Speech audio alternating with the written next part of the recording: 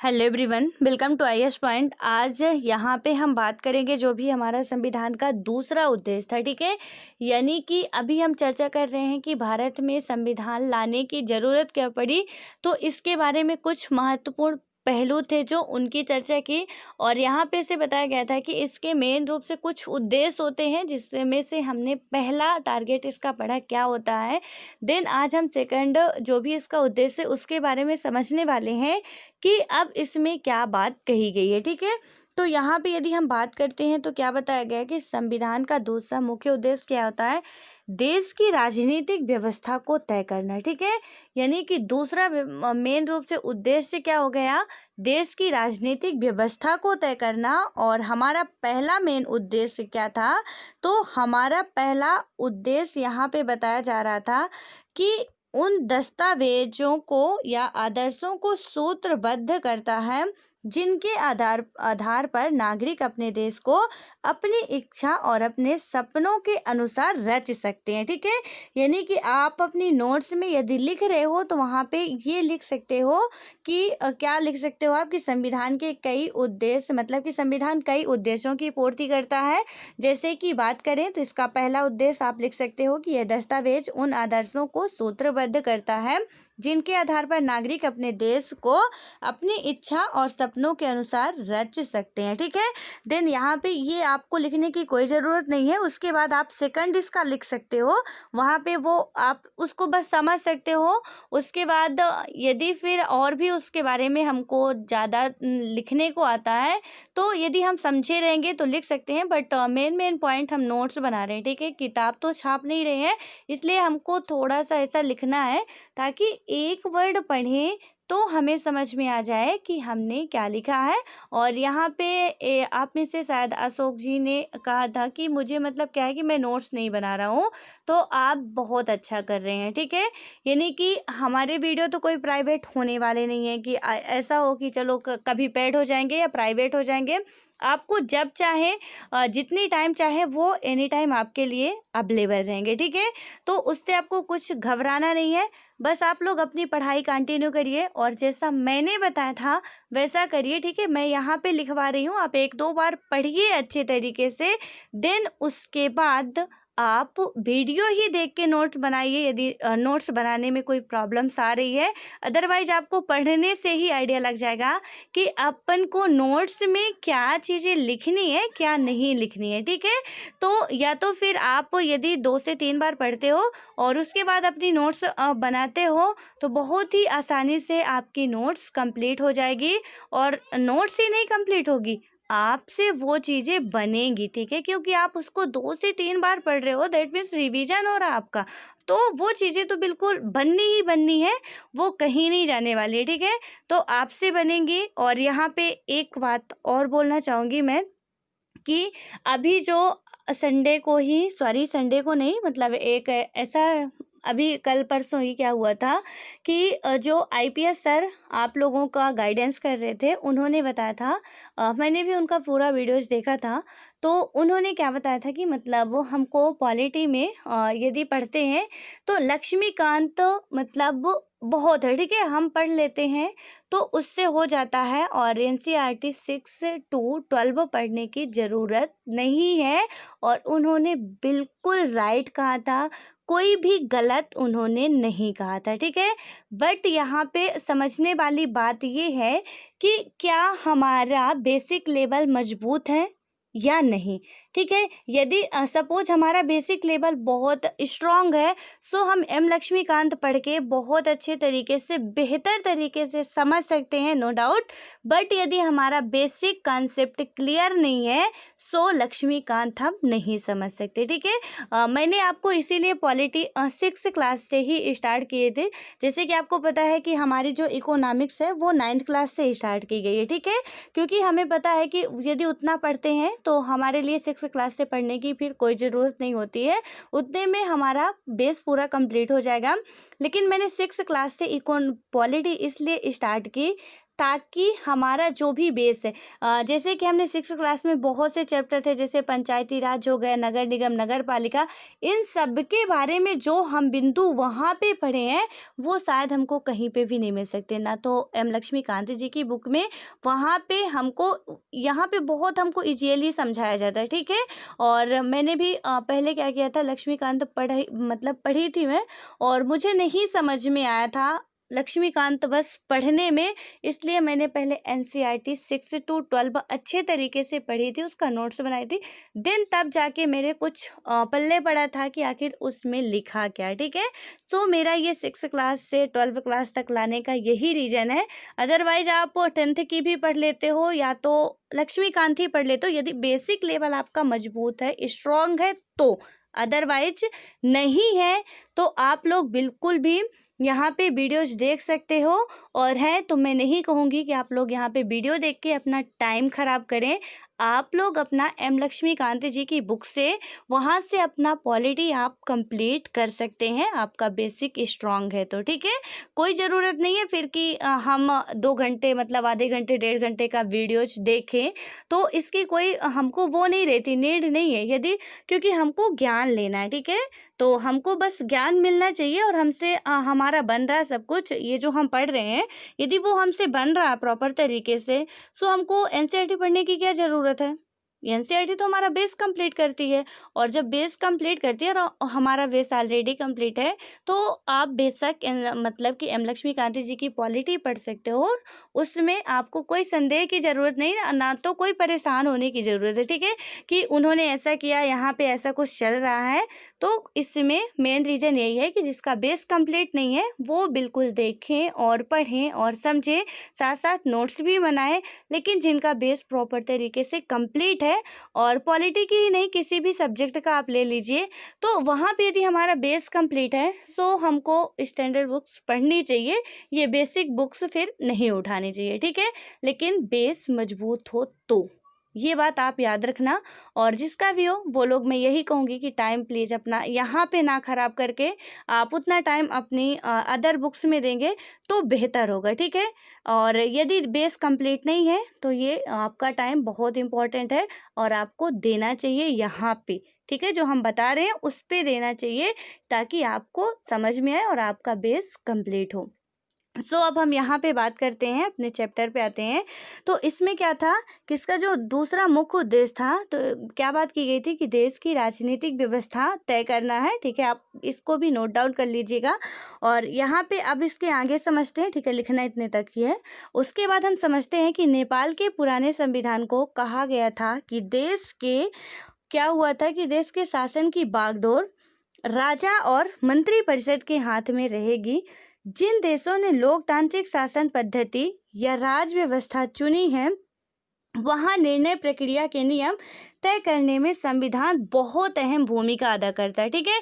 जितनी भी हमारे वर्ल्ड की कंट्रीज हैं, चाहे वो हमारा भारत हो, चाहे अमेरिका हो, चाहे ब्रिटेन हो, चाहे पाकिस्तान हो, चाहे बांग्लादेश हो, कोई भी देश हो, हालांकि ब्रिटेन का संविधान लिखित नहीं है, और ये कई बार क्वेश्चन में भी पूछा गया है कि किस देश का ऐसा संविधान है जो कि लिखित नहीं है, तो वहाँ पे ब्रिटेन होगा। आप इसको भी कहीं बगल में नोट कर लीजिएगा, ठीक है, कि ब्रिटेन का संविधान लिखित संविधान नहीं है।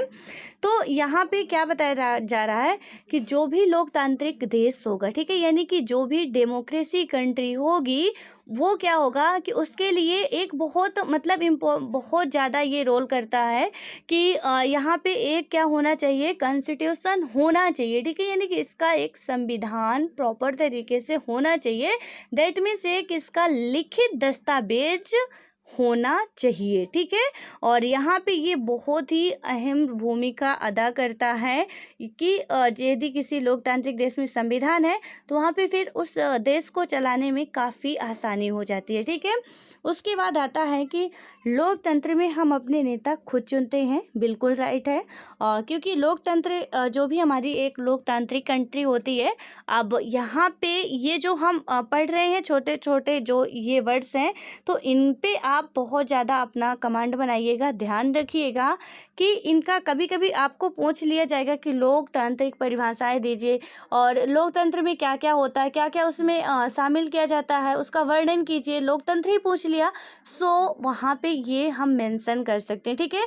जैसे कि लोकतंत्र में हम अपने नेता खुद चुनते हैं, यानी कि लोकतंत्र में जो भी नेता होते हैं तो राजा जैसे नहीं होता है कि एक राजा बनता है, राजा के बाद उसका पुत्र बनेगा, ठीक है। राजा का जो भी पद होता है वो वंशानुगत होता है। जब राजतंत्र चलता है तो वहाँ पे क्या होता है कि पहले राजा बना, राजा के बाद उसका जो भी बेटा पुत्र हुआ वो बनता है राजा, उसके बाद उस पुत्र का पुत्र हुआ वो बनेगा राजा, उसके बाद उसके आगे की पीढ़ी, मतलब वही राजा बनते जाते हैं।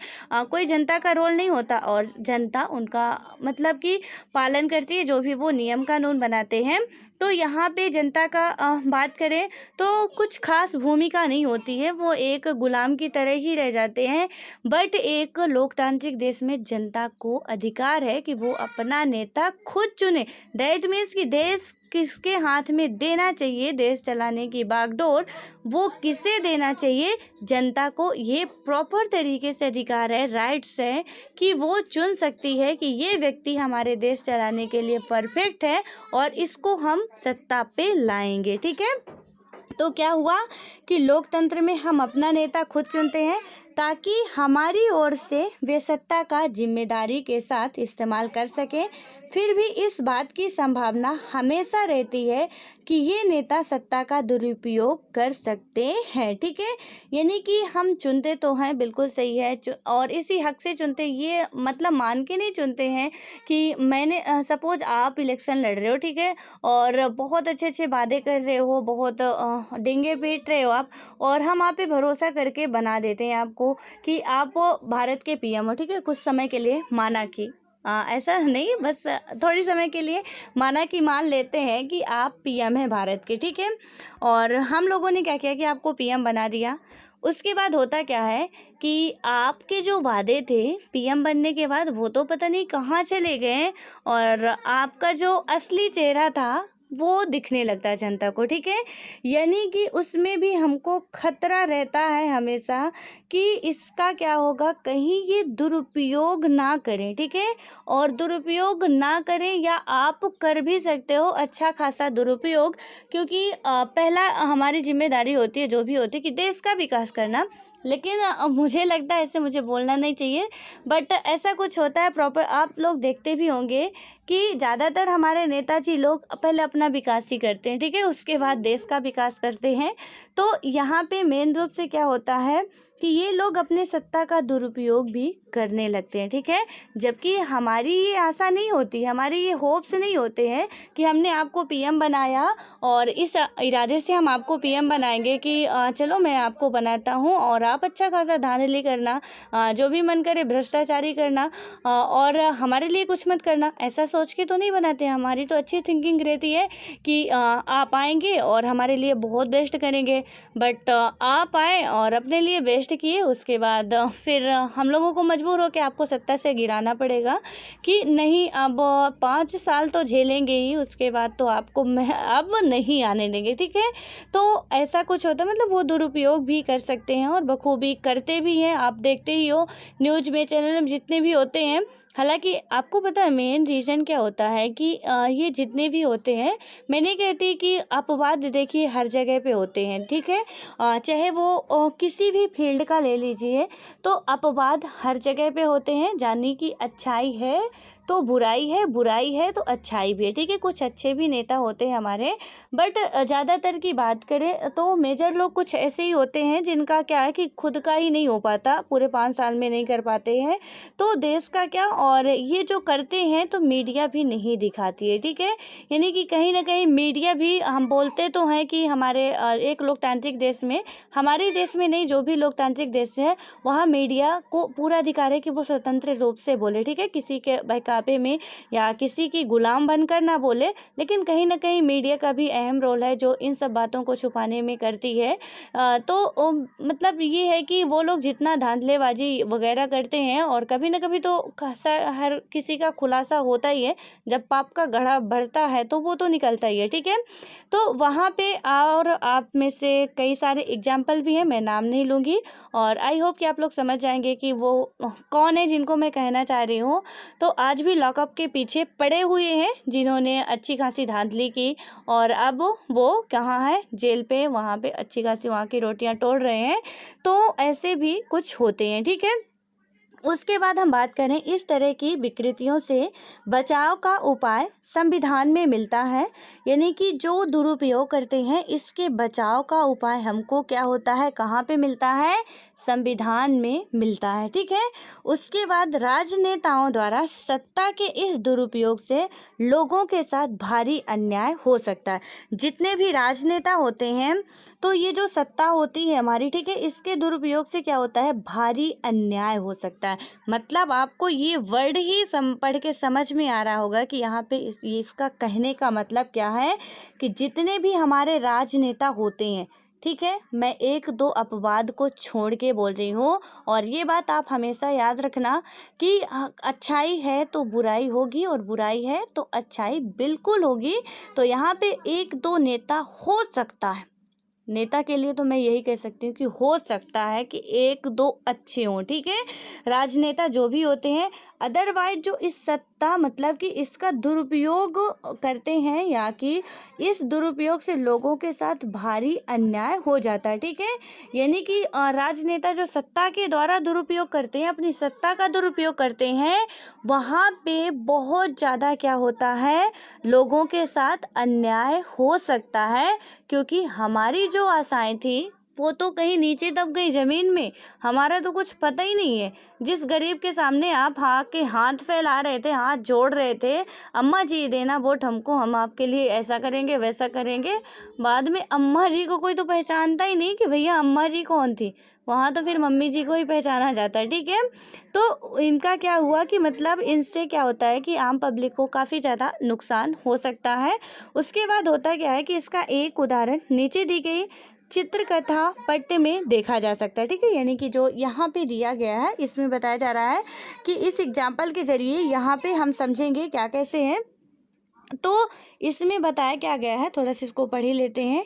यहाँ पे है कि सुरेश अपनी कक्षा का मॉनिटर है, वह दबंग किस्म का लड़का है, उसके सहपाठी भी उसे पसंद नहीं करते हैं, ठीक है। क्लास टीचर श्रीमती राव अचानक किसी काम से क्या करती है, बाहर जाना चाहती हैं। वह सुरेश को सब बच्चों का ख्याल रखने के लिए बोल कर चली जाती हैं। सुरेश मौके का फ़ायदा उठाता है और अनिल को तंग करने लगता है, ठीक है। यानी कि यहाँ पे क्या है कि सुरेश नाम का एक लड़का रहता है जो कि क्लास का क्या रहता है, मॉनिटर रहता है। शायद आप लोगों के क्लास में आप लोग ही में से कोई मॉनिटर रहे हो, या कि आपके कोई फ्रेंड्स जो होते हैं वो मॉनिटर पद पे रहे होंगे, तो आपको उनका पद का जो दबदबा होता है तो एक पीएम से कम नहीं होता है क्लास में, ठीक है। तो वो जो होते हैं, वो लड़का क्या करता है कि दूसरे लड़के को, यानी कि अपने ही क्लासमेट को क्या करता है, तंग करने लगता है। एक दूसरा मतलब अनिल नाम का लड़का था, उसको सुरेश क्या करता है, तंग करने लगता है। और तंग क्यों करने लगता है, क्योंकि उसकी जो मैम थी वो बोलती है मुझे किसी कारणवश बाहर जाना पड़ रहा। सो सुरेश मॉनिटर इसीलिए बनाया जाता है कि वो क्या करे, यहाँ पे पूरे कक्षा का थोड़ा बहुत प्रतिनिधित्व कर सकता है, थोड़ा बहुत ध्यान रख सकता है यदि टीचर उपस्थित नहीं है तो, ठीक है। और मतलब बात करें तो शिक्षकों की गैर मौजूदगी में एक मॉनिटर वहाँ की ऐसा माना जाता है कि ये क्या कर सकता है, इसकी देखभाल कर सकता है, और बच्चों को कंट्रोल करके क्लास के अंदर ही बैठा तो सकता, पढ़ा नहीं सकता, बट क्लास के अंदर तो कंट्रोल करके बैठा ही सकता है। क्योंकि क्या है कि आप लोगों को पता होगा, सब स्कूलिंग करके ही अब यहाँ पे पढ़ रहे हैं। तो हम लोगों को क्या था कि मतलब छुट्टी मिले किसी के इधर, टीचर बाहर तो जाएं, उसके बाद तो फिर अपना ही राज है भैया, जहाँ जाना चाहें वहाँ जाते हैं। तो मॉनिटर का रहता है कि भैया यदि कोई ऐसा करता है, आपकी बात नहीं मानता, आप मेरे से शिकायत करोगे, और फिर टीचर का डंडा तो बहुत अच्छा होता था और वो मिलता भी था, ठीक है। तो वहाँ पे क्या होता है कि मतलब वो मॉनिटर रहता है, तो क्या करता है वो, अनिल नाम के लड़के को धमकी देने लगता है, उसको डराने लगता है। ठीक है। और यहाँ पे क्या बोलता है कि अनिल, आज मैं राव मैडम से तुम्हारी शिकायत करने वाला हूँ। तो अनिल बोलता, लेकिन मैंने तो कुछ किया ही नहीं। ठीक है। उसने पूछा मैंने क्या किया। ये मॉनिटर साहब का एटीट्यूड तो देखिए, यहाँ पे जो है, और यहाँ पे ये अनिल नाम का लड़का बैठा हुआ है ये, ठीक है। और ये मॉनिटर साहब अपने खड़े हुए हैं। तो ये मतलब उसको बोल रहे हैं कि मैं क्या करूँगा, तुमको जो भी मैम है उनसे तुम्हारी शिकायत करूँगा, ठीक है। और जैसे ही श्रीमती राव लौटती हैं तो क्या होता है कि जब आप वो कक्षा से बाहर गई हुई थी तो अनिल शोर मचाकर सबको परेशान कर रहा था। उसने मेरी बात भी नहीं सुनी है, ठीक है। यानी कि क्या हुआ कि इसने क्या बोला कि जब मैम से बोलता झूठ का ही, कि जबकि अनिल ऐसा कुछ कर नहीं रहा था, लेकिन हो गया, कोई दुश्मनी थी और अपने पद का फ़ायदा उठा के, मैं यहाँ पे जो हमको समझाना चाह रहा वह अभी बताती हूँ मैं। तो यहाँ पे क्या होता है कि वो राव मैडम से शिकायत कर देता है कि मैडम आप नहीं थी क्लास में, और ये क्या कर रहा था, मतलब शोर मचा रहा था, मेरी बात नहीं मान रहा था, ठीक है। लेकिन अनिल, तो मैडम ने कहा अनिल, आज तुम्हें पूरी छुट्टी के बाद जब हमारा फुल डे मतलब कि फुल लीव होता है या छुट्टी होती है, तो उसके बाद यहीं रुकना पड़ेगा। आज मतलब तुम आज 100 बार बोल लिखोगे कि मैं मॉनिटर्स को तंग नहीं करूँगा, ठीक है। यानी उसको पनिशमेंट मिल गई उसकी झूठ की, जबकि उसने कुछ किया ही नहीं है। मतलब साफ समझ में आ रहा है कि उसने मॉनिटर पद का क्या किया, दुरुपयोग किया, ठीक है। जैसे कि यहाँ पे समझाया जा रहा है कि नेताजी अपने पद का दुरुपयोग करते हैं, लाइक जैसे मॉनिटर ने अपने पद का दुरुपयोग किया। तो इसने बोला, अनिल ने बोला कि लेकिन मैडम मैंने तो कुछ भी नहीं किया। ये बार बार बोल रहा है कि मैंने तो कुछ नहीं किया, लेकिन मॉनिटर जो है वो क्या बता रहा है, नहीं मैडम इसने किया है, ठीक है। यानी इस कहानी को बताने का मकसद ये था राइटर का मेन रूप से, कि यहाँ पे यदि कोई सत्ता पे आता है वह अपने पद का दुरुपयोग करने लगता है, ठीक है। तो यहाँ पे हर बार मैं बोल रही हूँ, प्लीज इसको अन्यथा मत लीजिएगा कि हर लोग एक जैसे होते हैं या हर नेता एक जैसे होते हैं। तो यहाँ पे हर नेता के लिए मैं नहीं कह रही हूँ, हो सकता है कि एक दो, लेकिन हाँ ये भी कहती हूँ कि हो सकता है, बड़े ही मुश्किल से मिल सकते हैं आपको ऐसे एक दो नेता जो कि बहुत अच्छे होंगे, ठीक है। लेकिन ज़्यादातर केसेज में आप ऐसा ही पाओगे।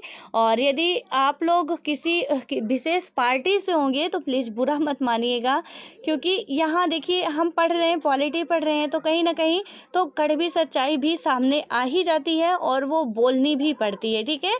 तो आप लोग एक स्टूडेंट लेवल से ही सोचिएगा और समझिएगा, उसको अन्यथा लेने की कोई ज़रूरत नहीं है, ठीक है।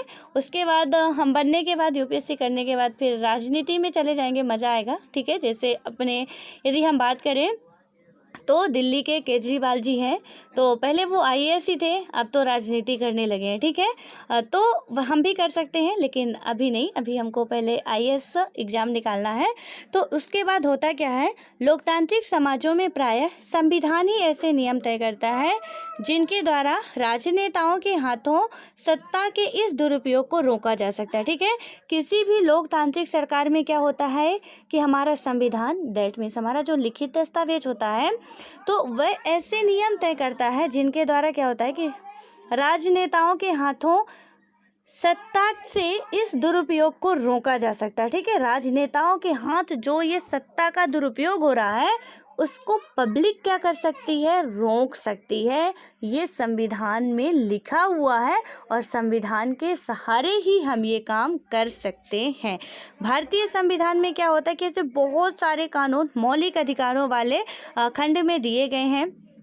क्या आपको यहाँ पे बताया जा रहा है कि कक्षा 6 की पुस्तक में दिए गए दलित ओम प्रकाश वाल्मीकि और मतलब जो वाल्मीकि जी के अनुभवों की कुछ जो यादें हैं, तो हमने पढ़ा था कि कक्षा 6 में भी जो वाल्मीकि जी थे, यानी कि वो एक दलित वर्ग के थे, ठीक है।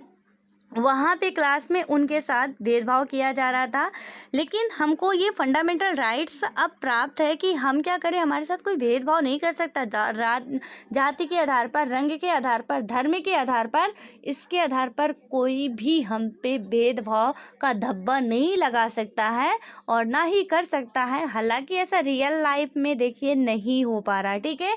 आप और हम ही इसको मानने के लिए एक्सेप्ट नहीं कर रहे हैं इस नियम को। कहीं ना कहीं हमारे और आपके अंदर ही ये भावना, हीन भावना भरी हुई है। नहीं ये इस वर्ग का है, नहीं मैं इस वर्ग का हूँ, नहीं मैं तो अच्छा हूँ, नहीं मैं तो बढ़िया दिखता हूँ, ये तो घिना दिखता है, और दुनिया भर का जो भी होता है वो सारा हम लोग सोचते हैं। ठीक है, उसके बाद होता क्या है कि उस अध्याय में बताया गया था कि ओम प्रकाश को दलित होने के कारण किस तरह के भेदभाव का सामना करना पड़ा। वहाँ आपने पढ़ा था कि भारतीय संविधान देश के सभी व्यक्तियों को समानता का अधिकार देता है। ठीक है, वहाँ हमने पढ़ा था अच्छे तरीके से कि हमारा जो भारत का संविधान है वो सभी व्यक्तियों को, हमको बस नहीं कि हमको बस दे दिया, या हमारे देश के राजनेताओं को जो भी हैं उनको अधिकार मिलता है संविधान में, बिल्कुल नहीं।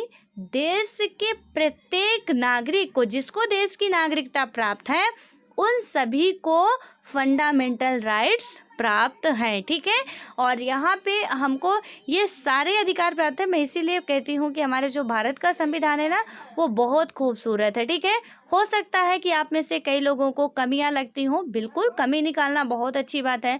और कई आलोचक भी होते हैं कि जो आप जब एम लक्ष्मीकांत जी की बुक पढ़ोगे तो वहाँ पे आप देखोगे कि कैसे वो लोग कमियां निकाल रहे हैं कि ये वकीलों का संगठन था वगैरह वगैरह जो भी होता है। ठीक है, हम आप भी निकाल सकते हैं, बिल्कुल एब्सोल्युटली निकाल सकते हैं।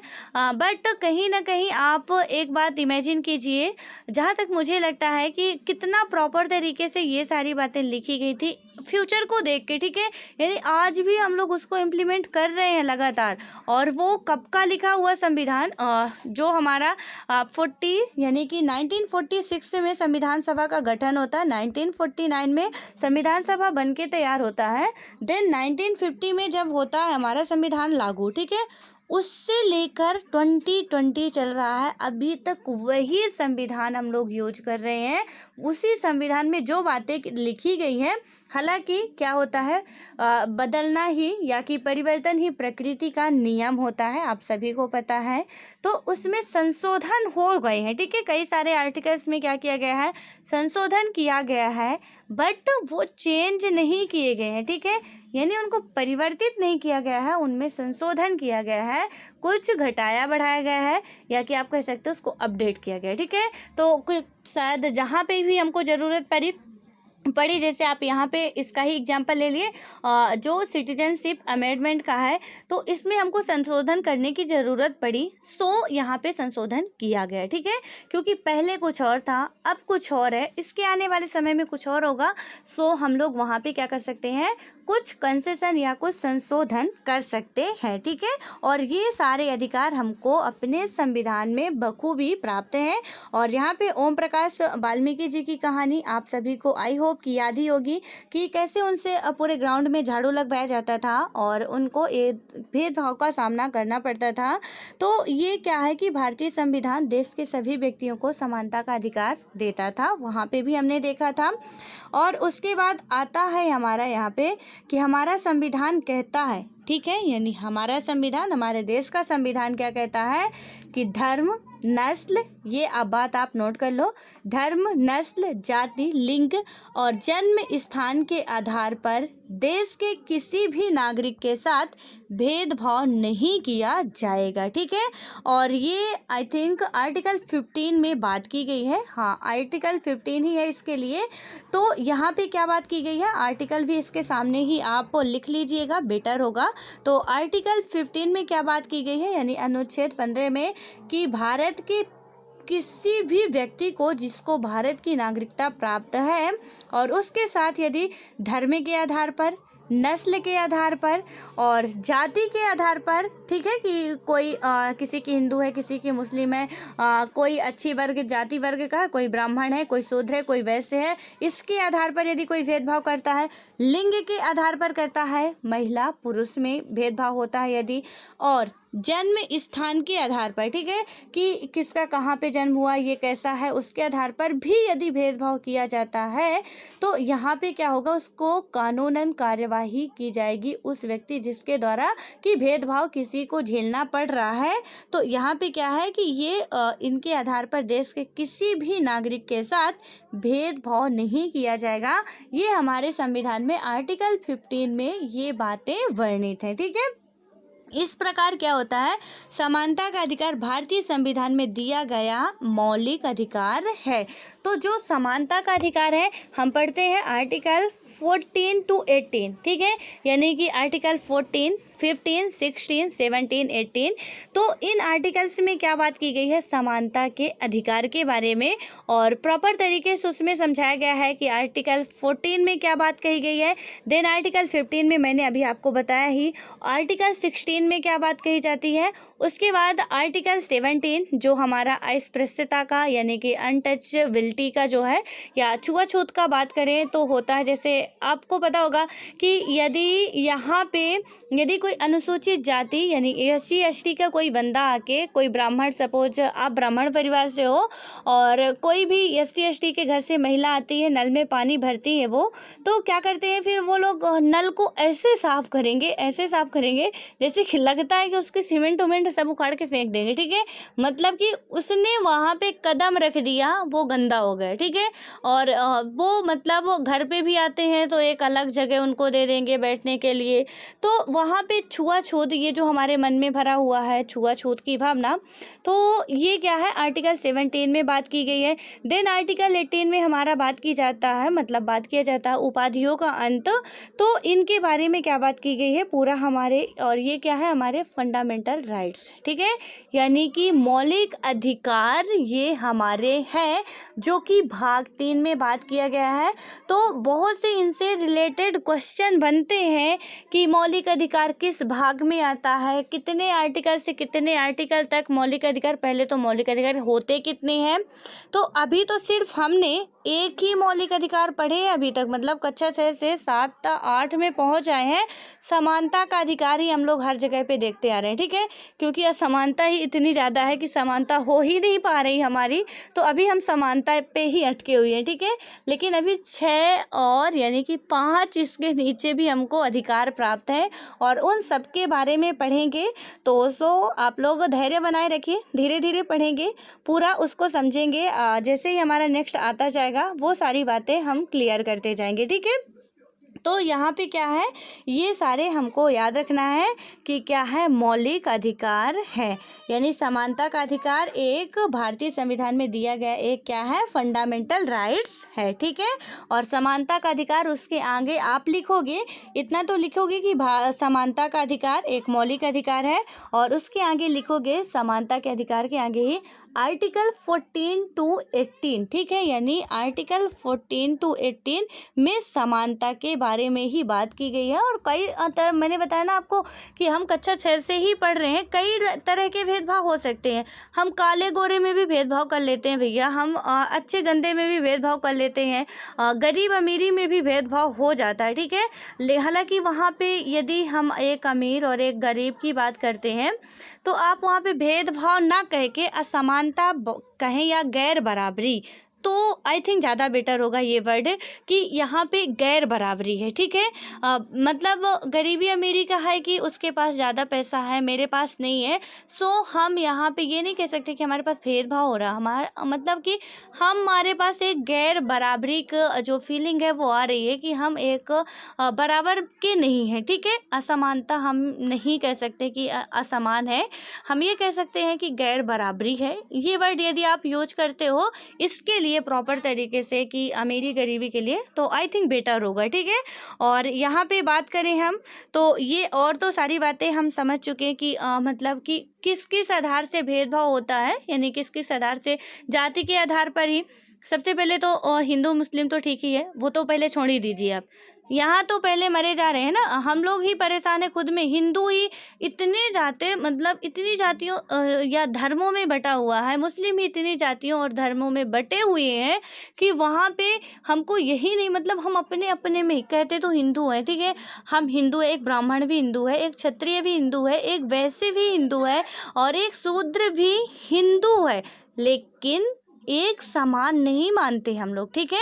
हमारे संविधान में बात कही गई है, बट क्या आप लोग को लगता है कि आप लोग एक समान मानते हो या कि मान सकते हो, ठीक है। यानी आप खुद अपने दिल पे हाथ रख के देखो कि आप जिस भी कास्ट से हो यदि शूद्र या वैश्य कास्ट से हो आप, तो वहाँ पे देखो कि क्या आपके साथ कहीं भी समानता, मतलब कि जो भी समानता का व्यवहार है वो मिल रहा है किसी के द्वारा, या कि आप बात करें एक ब्राह्मण परिवार से हो, तो आप वहाँ पे ये भी देखो कि आपके द्वारा किसको समानता का व्यवहार मिल रहा है। आप किसे, मतलब एक शूद्र को अपने थाली में बैठा के खिला सकते हो या नहीं, आप उसके साथ कहीं भी उसके कपड़े शेयर कर सकते हो। तो यहाँ पे यही सारी सोच है कि हमारा संविधान तो हमको प्रॉपर तरीके से अधिकार दे रहा है, राइट्स दे रहा है, बट उसको हम लोग नहीं इम्प्लीमेंट करवा पा रहे हैं। ठीक है, यानी कि उसके बाद हम सरकार पे बहुत अच्छा दोष मढ़ते हैं भैया कि हमारी सरकार ऐसी है वैसी है, बट मुझे लगता है कि पहले हम अपने आप पे झांक के देखें कि जितना कर रही है उसमें मैं सरकार की तरफदारी नहीं कर रही हूँ। ठीक है, मेरे को कोई वो नहीं है, बट मतलब मेरा कहने का मतलब ये है कि मेन रूप से यदि हम और आप, अच्छा ठीक है, यहाँ पे आप समझिए एक बात और, कि जैसे गवर्नमेंट ने निकाल दिया कि अनटचेबिलिटी, ठीक है, यानी आर्टिकल 17 के तहत छुआछूत नहीं किया जाएगा, तो क्या हम लोग मान लेते हैं? मुझे तो नहीं लगता कि बहुत से शहरों में हो या गांवों में हो, गांव में तो खैर सबसे ज़्यादा होता है, शहरों में भी कुछ गांव के ही लोग जाके वहाँ निवास करते हैं, तो क्या होता है कि उनमें ये बहुत ज़्यादा हीन भावना होती है छुआछूत की, कि मतलब हम छुएंगे नहीं, वो छूता है तो ऐसा नहीं करेंगे वैसा नहीं करेंगे, तो ये सारी भावनाएं होती हैं हमारा। ठीक है, जबकि हमारे संविधान में है, यदि हम और आप मानते हैं तो क्या होगा, छुआछूत की भावना नष्ट हो सकती है, क्योंकि यदि हम एक ब्राह्मण परिवार से हैं, आप एक शूद्र परिवार से हैं, फिर भी हम आप पे कोई भेदभाव नहीं कर रहे हैं, यानी कि हम आर्टिकल 17 का अच्छे तरीके से फॉलो कर सकते हैं, उसको सही चरितार्थ कर सकते हैं हम लोग। ठीक है, हमारी गवर्नमेंट ने तो हमको राइट्स दे दिए कि क्या कैसे है, बट उसको एक आम पब्लिक ही नहीं, पूरा हम बोले तो हमें लोग नहीं कर पाते हैं। ठीक है, और फिर उसके बाद तो आपको पता ही है किसको किसको हम लोग दोष देते हैं। उसके आगे हम बात करते हैं, लोकतंत्र में संविधान का एक महत्वपूर्ण काम यह होता है कि कोई भी ताकतवर समूह किसी दूसरे या कम ताकतवर समूह या लोगों के खिलाफ अपनी ताकत का इस्तेमाल ना करे।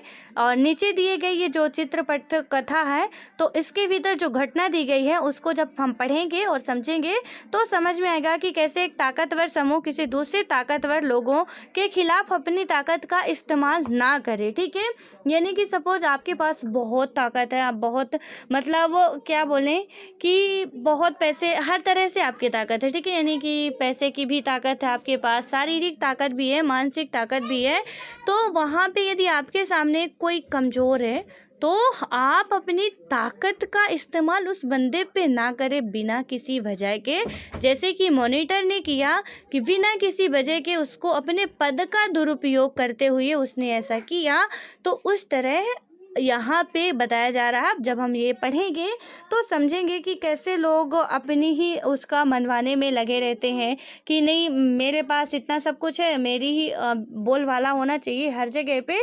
तो ये सारी बातें अब हम आगे समझेंगे कि यहाँ पे क्या क्या बातें बताई गई हैं। ठीक है, तो एनसीईआरटी पढ़ने का एक बहुत बड़ा ये भी रोल होता है कि हमको बहुत छोटे छोटे एग्जाम्पल मिलते हैं जो कि हमारे बिल्कुल मतलब लाइफ से रिलेटेड होते हैं, और इजीली हम लोग उसको समझ लेते हैं कि आखिर ये हमको समझाना क्या चाह रहा है। ठीक है, तो आई होप कि आप लोग जितना पढ़ रहे हैं वो समझ में आ रहा है। और एक बार मैं फिर कहना चाहूँगी, और जिन्होंने भी अजय सर का, जो भी हमारे गौतम सर हैं आईपीएस हैं, तो उनका इंटरव्यू जो भी ना देखे हों, यानी कि जो वो गाइडेंस दे रहे थे, तो आपको वीडियोज मिल जाएंगे चैनल पे ही, तो आप उनके वीडियो देख लीजिएगा। और हो सकता है कि संडे तक में एक और आईएएस आए जो कि आप लोगों को गाइडेंस करेंगे, तो उनसे भी आप लोग अपना जो भी डाउट्स हो वो शेयर कर सकते हैं, और बिल्कुल वो आपका राइट आंसर देने की ज़रूर कोशिश करेंगे। लेकिन हाँ, हम लोग इतना सब कुछ सिर्फ आप लोगों के लिए कर रहे हैं कि प्रॉपर गाइडेंस आप लोगों को मिलता रहे। ठीक है, और यदि डायरेक्ट एक सेलेक्टेड पर्सन के द्वारा मिलता है, एक आईपीएस या आईएएस के द्वारा ही आपको मार्गदर्शन मिल रहा है, तो उससे बेटर मुझे नहीं लगता कुछ और होने वाला है। ठीक है, और भी यदि आपकी कोई प्रॉब्लम्स है, कोई क्यूरीज है, तो आप बता सकते हो, बेझिझक बता सकते हो। ठीक है, हम सब फ्रेंड हैं। कोई आपको डरने की बात नहीं है। जो भी आपको समझ में आता हो कि ऐसा नहीं ऐसा होना चाहिए या मेरे ये समझ में नहीं आ रहा, वो सारी बात आप लोग क्या कर सकते हो, हम लोगों के साथ शेयर कर सकते हो। ठीक है, कमेंट बॉक्स में आप कमेंट कर दोगे और जितना भी हम लोग रिप्लाई दे सकते हैं वो ज़रूर देने की कोशिश करेंगे, ताकि आप सबका क्या हो, डाउट्स क्लियर हो जाए। और उसके लिए आप रेडी रहिए। शायद इसी संडे को आ जाएं, यदि वो फ्री हुए तो आप लोगों को गाइडेंस करेंगे अच्छे तरीके से। तो आप भी पढ़िए, साथ साथ अपने दोस्तों को भी, अपने घर के बच्चों को भी पढ़ाइए। और हम सब मतलब कि सबका साथ सबका विकास वाला अब आत्मनिर्भर भारत बन रहा है। ठीक है, आपको पता ही है मोदी जी का जो अभियान चला गया है आत्मनिर्भर भारत का, यानी कि यहाँ पे बात करें हम तो सबके साथ सबके विकास वाली है। तो आत्मनिर्भर भारत का मतलब ही यही है कि हम खुद से इंडिपेंड हों। ठीक है, किसी के सामने हाथ ना फैलाना पड़े, हमारा खुद का बिजनेस हो, हमारी खुद की सोच हो, हमारा खुद की मेहनत हो, सब कुछ हम खुद से करें। ठीक है, सो आई होप कि जितना मैं ये आपको समझा रही हूँ वो समझ में आ रहा है।